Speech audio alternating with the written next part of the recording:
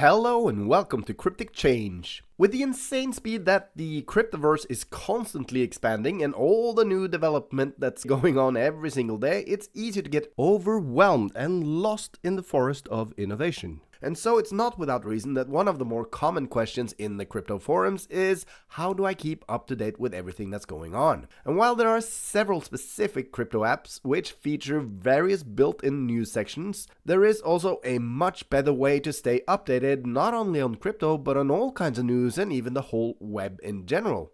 It's called feed reading and utilizes the RSS protocol to aggregate updates from pretty much all the websites in the world so that you don't have to manually check each and every one. It's also incredibly easy to use, and I'll show you just how to set it up as soon as you hit that like and subscribe button.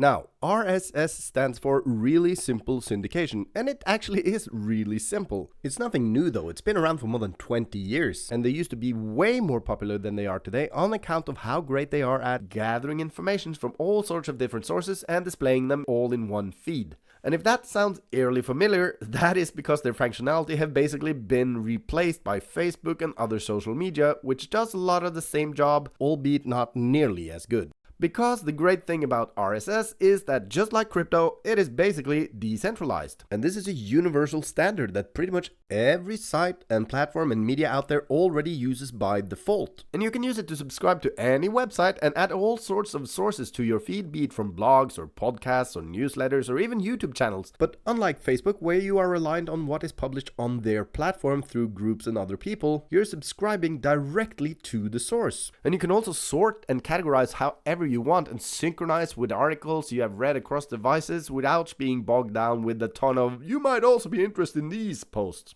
And best of all, there is no one to say that you just broke the community guidelines, because guess what? There are none. So if you want to fill up your newsfeed with porn and violence and politically incorrect memes, you totally can. After all, the whole point of the internet is that you get to decide what you want to spend your time on, and you don't need a stupid nanny to decide what you can and cannot watch. But enough preaching already, let's get on with the actual tutorial. Now, there are probably hundreds, if not thousands of different feed readers out there, but I like to use the one called Feedly, which is what I'll be showing in this demonstration. And to start it all off, the first thing we're gonna do is, of course, to set up an account.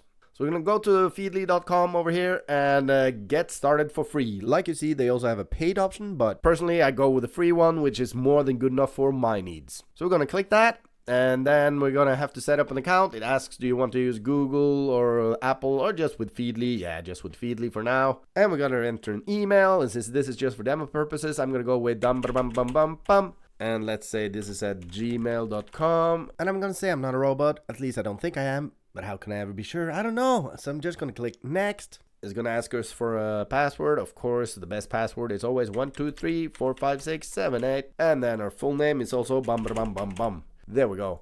And now the first thing we see is this little welcoming page where it asks us what we want to be adding here. Doesn't really matter. Let's just click this one, follow blogs and websites. And before we do all that, of course, we gotta enter dark mode. I hate day mode. Why does that even exist? Dark mode is always so much better.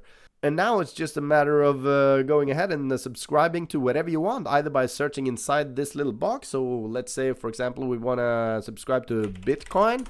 Click that, see, oh, it even has a cryptocurrency bundle. Follow that. We're going to do that. And now comes the really powerful thing where it asks us how we want to sort this. So we're going to enter a new feed, which I'm going to call, oh, it even suggests cryptocurrency. Let's create that. Boom.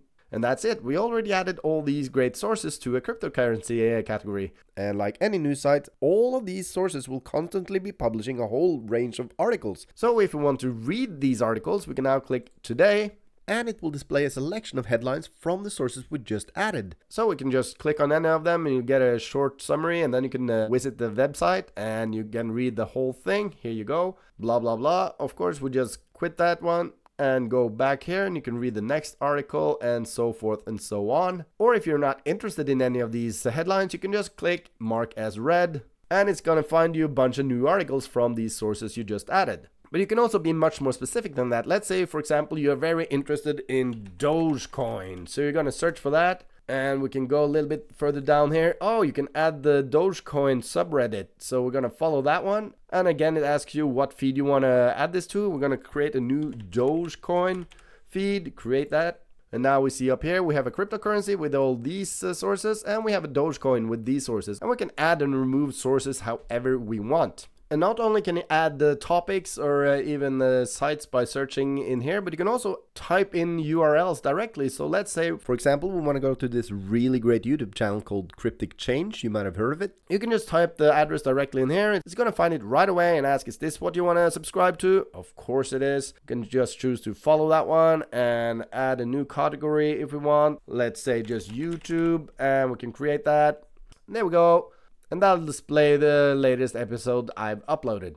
And of course, what makes this really great is that it works across devices. So if you set up your user, you can then have it on your browser like I just showed you, or you can have it here on your phone, and then you can have it on your tablet and whatever.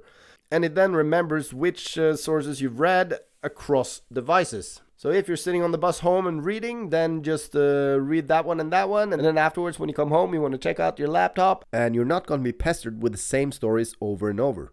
And personally, I've sorted my newsfeed into cryptocurrency, entertainment with my music and movie news, and then some Norwegian news, some tech stuff, and some world news. And whatever you have, especially political news, it's always good to add some left-leaning and right-leaning news sources to the same feed, because then you very often get the same news story told from different angles. And you know they're all biased, of course, so the truth probably lies somewhere in between what they're both saying. And to be honest, it's actually quite liberating once you start exploring the web as the beautiful anarchy it once was, before all these cyber patrolmen started protecting you from everything that doesn't fit into their own political agenda. And I love reading news this way so much that I deleted Facebook and a whole lot of other social media from my phone. I just use Feedly to read news pretty much all day long. So that's basically it, guys. Please remember to hit that like and subscribe button before you set up an account, start adding sources and playing around with this. And soon enough, you'll be loving this just as much as I do. But that's all I have for you today, my cryptic friends.